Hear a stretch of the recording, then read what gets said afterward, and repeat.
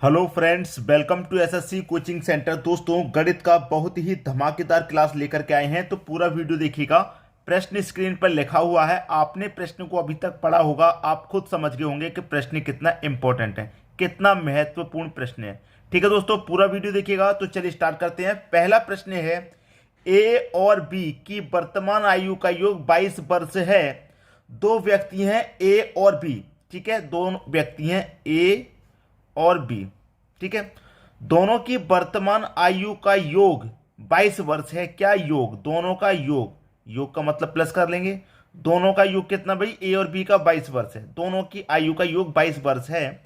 यदि A B से 4 वर्ष बड़ा है, ये जो दोस्तों ए है ये बी से क्या है? 4 वर्ष बड़ा, मतलब 4 वर्ष बड़ा है, तो 4 साल ये अधिक है बी से। यही तो कहने का मतलब है भाई। बी आपका 12 का है तो ये 16 का होगा, क्योंकि 4 वर्ष बड़ा है। अगर ये 10 का है तो ये 14 का होगा। अगर ये 6 का है तो ये 10 का होगा। 4 वर्ष बड़ा है, हमने लिख दिया 4 वर्ष बड़ा है, तो प्लस का 4 इसको दे दिया। तो पूछ रहा है कि ए की वर्तमान आयु ज्ञात करें। देखिए, सबसे पहले मैं आपको एक बात बता दूं, आपका जो ए है वो 4 वर्ष बड़ा है। ठीक है, जो आपका ए है वो 4 वर्ष बड़ा है। अगर ये 4 वर्ष को मैं यहां से हटा दूं कि 4 वर्ष बड़ा नहीं है, तो इसका मतलब ये दोनों की उम्र बराबर बराबर हो जाएगी। बराबर बराबर हो जाएगी कि नहीं हो जाएगी? क्योंकि दोनों की आयु का योग जो है वो कितना है? दोनों की आयु का योग 22 वर्ष है। अब 22 वर्ष में क्या है, जो आपका ए है वो 4 वर्ष अधिक है। अगर मैं इस 22 में से 4 को घटा दूं, जो अधिक है ए, 4 को मैंने घटा दिया, तो आयु अब 22 में से 4 घटा दिया तो 18 वर्ष बची। कितनी बचेगी दोस्तों? 18 बचेगी कि नहीं? अब 18 में क्या हो जाएगा कि ए है आपका वो भी 9 वर्ष का और बी है आपका वो भी 9 वर्ष का। ठीक है, दोनों 9 9 वर्ष के हो गए। लेकिन जो आपका ए है वो बी से 4 वर्ष अधिक है कि नहीं? जब 4 वर्ष अधिक है ए, तो 4 इसमें और जोड़ देंगे, तो ए कितना हो जाएगा? 9 और 4 13 वर्ष का हो जाएगा। और बी कितने वर्ष का है? बी 9 वर्ष का है। क्लियर है? अब दोनों की आयु का योग निकालेंगे तो 13 और 9 कितना होता है? 22 ही तो होता है। आपसे पूछ रहा था ए की वर्तमान आयु ज्ञात करो। ए की वर्तमान आयु कितनी है भैया? 13। खत्म हो गया प्रश्न।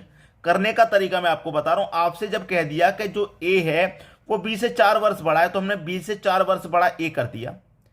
ठीक है, ए मैंने 4 वर्ष बड़ा कर दिया।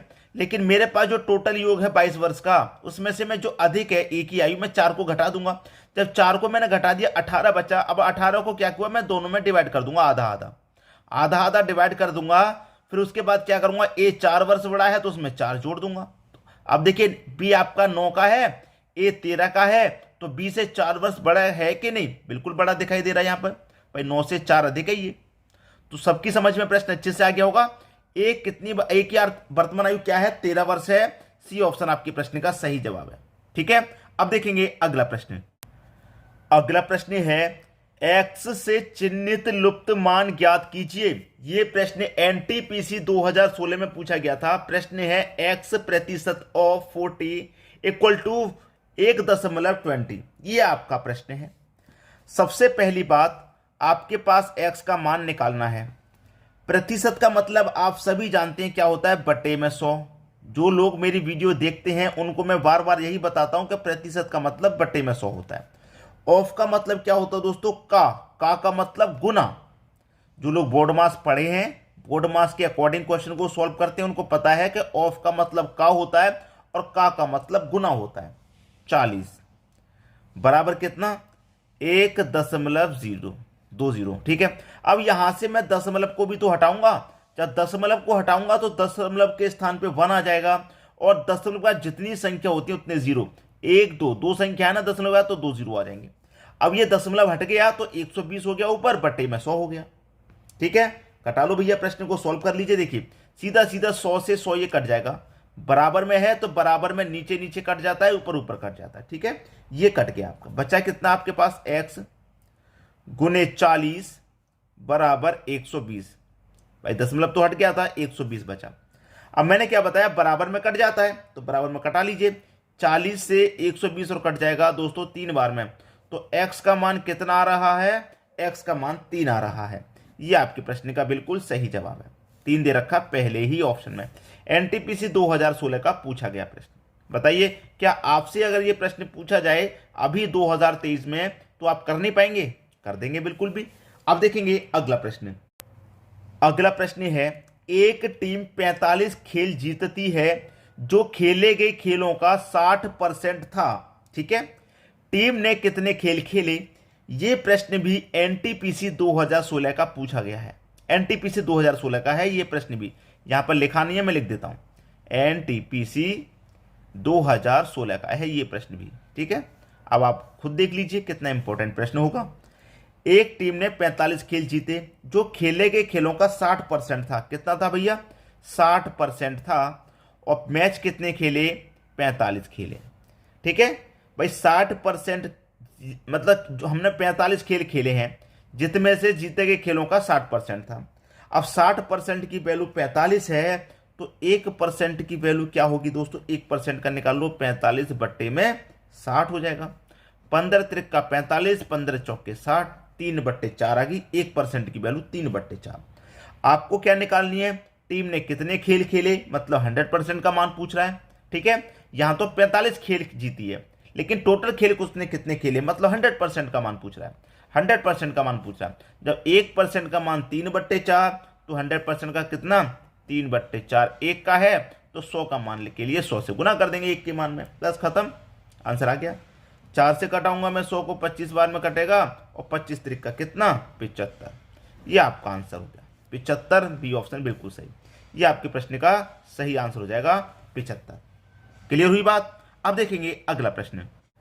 अगला प्रश्न है, अनिल के वेतन में 40% की कमी की गई और उसके बाद उसमें 40% की वृद्धि की गई।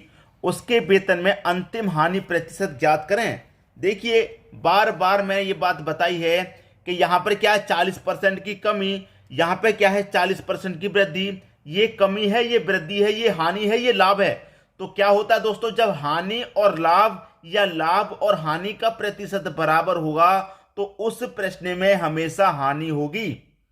उस प्रश्न में क्या होगा? हमेशा हानि होगी, याद रखना। और यह प्रश्न भी आपका एनटीपीसी का है, मैं लिखना भूल गया हूं दोस्तों, यहां पर एनटीपीसी 2016 का है ये प्रश्न भी। ठीक है, मैं बता देता हूं आपको। तो जिस प्रश्न में लाभ और हानि का प्रतिशत बराबर होगा उस प्रश्न में हमेशा हानि होगी।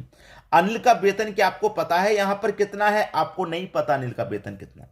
क्लियर? आपको पता है क्या? आपको नहीं पता अनिल का वेतन कितना है। जब नहीं पता तो जो भी वेतन होगा आप उसे 100 मान लेंगे। ठीक है, 100 मान लिया। अनिल के वेतन को आपने क्या मान लिया? 100 मान लिया। 100 में से क्या हुआ? 40% की कमी की गई। भाई 100 में से 40 की कमी कर दो, कितना बचेगा? 60 बचेगा। 40 की कमी की गई 100 में से तो 60 बचेगा। 60 बचा। फिर कह रहा है कि उसके बाद उसमें 40 की वृद्धि की गई। अब ये देखिए 60 बचा है, 60 बचा है। अब क्या कर रहे हैं? इसमें 40 की वृद्धि करेंगे तो 60 में ही तो करेंगे 40 की वृद्धि। तो 60 में क्या करेंगे? 40 की वृद्धि कर दो, 40% निकाल दो, पट्टी में 100।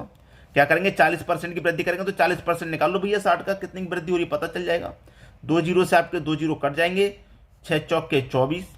अब 60 में क्या करेंगे? 24 को जोड़ दो, 60 में 24 जोड़ दूंगा, ये हो जाएगा 84।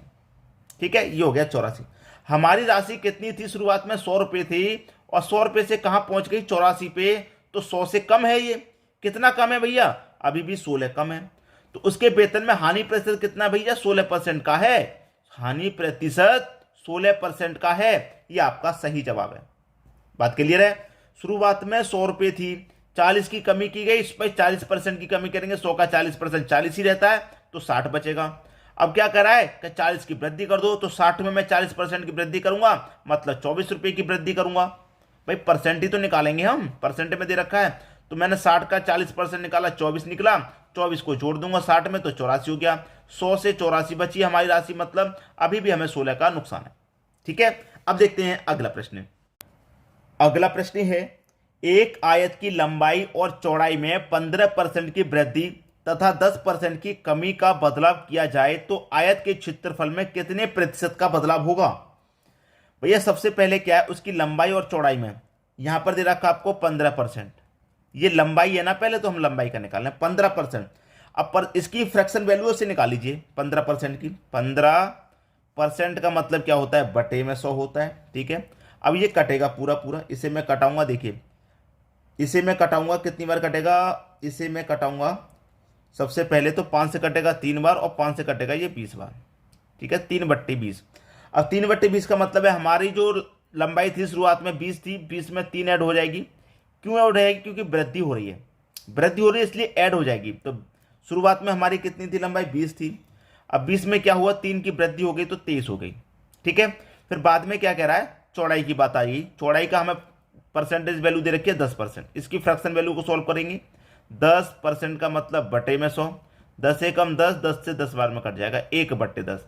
यहां पर कमी हो रही है, यहां पर वृद्धि थी इसलिए जोड़ा था, यहां पर कमी है तो घटा देंगे।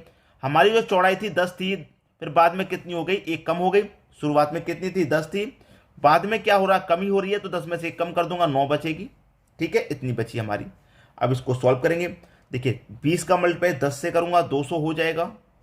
23 का मल्टीप्लाई 9 से करूंगा ये 207 हो जाएगा। ठीक है, हमारी जो शुरुआत में थी वो 200 थी, 200 से कितनी होगी? 207। कितनी बढ़ गई? आप बोलेंगे 7 बढ़ गई। कितने पर बढ़ी है? 200 पर बढ़ी है। ठीक है, और प्रतिशत के लिए क्या करेंगे? 100 से गुना।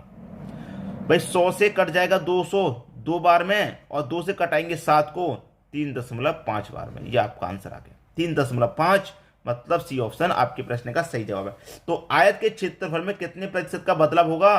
3.5% का बदलाव होगा, 3.5% का। उम्मीद करूंगा सभी को प्रश्न बहुत अच्छे से समझ में आ गए होंगे। किसी भी प्रश्न में किसी को कोई समस्या नहीं होगी। ठीक है दोस्तों, वीडियो देखने के लिए आपका बहुत बहुत धन्यवाद।